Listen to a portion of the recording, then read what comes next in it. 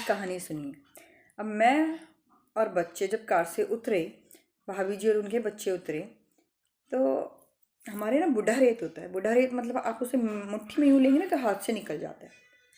इस तरह का रेत होता है हमारे यहाँ। खेतों में जाते हैं जब रास्ते में, तो जहाँ उतरे मैंने कहा ये मेला तो नहीं है। तो दीदी ने बताया ये हमारे जो बुज़ुर्ग हैं, यानी हमारे जो ससुर जी हैं, उनकी मढ़ी है।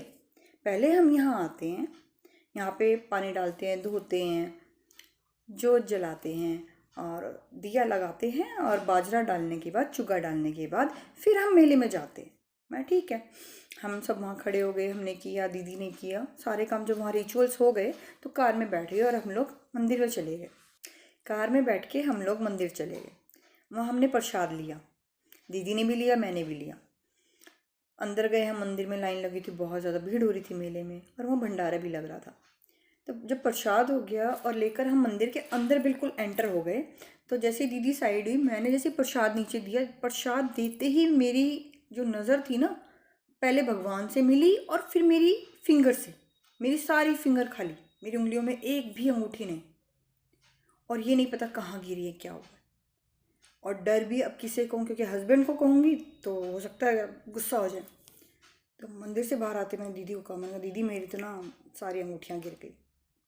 4 से 5 थी गोल्ड की और सारी गिर गई, और ये नहीं पता कहाँ गिरी।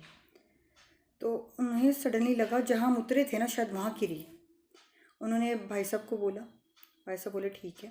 तो मेरे हस्बैंड को भी थोड़ा सा बताया कि अभी आते हैं, और हस्बैंड ने बच्चों को वहाँ संभाला, उनके बच्चे, मेरे बच्चे, मैं, दीदी, भाई साहब और एक उनकी और रिलेटिव थी, वो भी कार में बैठ के हम फिर वहीं पहुँचे, मतलब मेले से, और सीधा बाबा के वहाँ पहुँचे। पहुँच के उतरे तो मुझे बिल्कुल उम्मीद नहीं थी। देखो मैं सीधी बताती हूँ बात, क्योंकि मुझे पता है गोल्ड मिलना और खोना ना बहुत गलत होता है।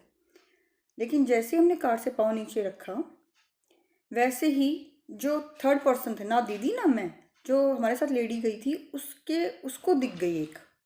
उसने वो रिंग एक उठाई, क्योंकि देखो वो रेत भी गोल्डन होता है ना, और वो रिंग भी ऐसी थी, तो उसने एक उठाई, एक के साथ 2 3 4 5 पांचों एक साथ मिल गई। और हम इतने खुश हुए, मतलब यकीन नहीं था, क्योंकि उस रास्ते पे हज़ारों लोग जा रहे थे। गांव के लोग वहाँ से गुजर चुके थे, कोई आ रहा था मेले में, कोई जा रहा था। उम्मीद 1% नहीं थी, और अगर एक मिली तो मुझे लगा 1 2 मिल जाएंगी, मिलेंगी तो, नहीं तो गई आज। और जब मिल गई ना तो बड़ी खुशी हुई। इसलिए कहा जाता है कि जब आपका अच्छा समय चल रहा होता है ना, तो मिट्टी से भी सोना मिलता है। चलिए आज के लिए इतना ही। राधे राधे।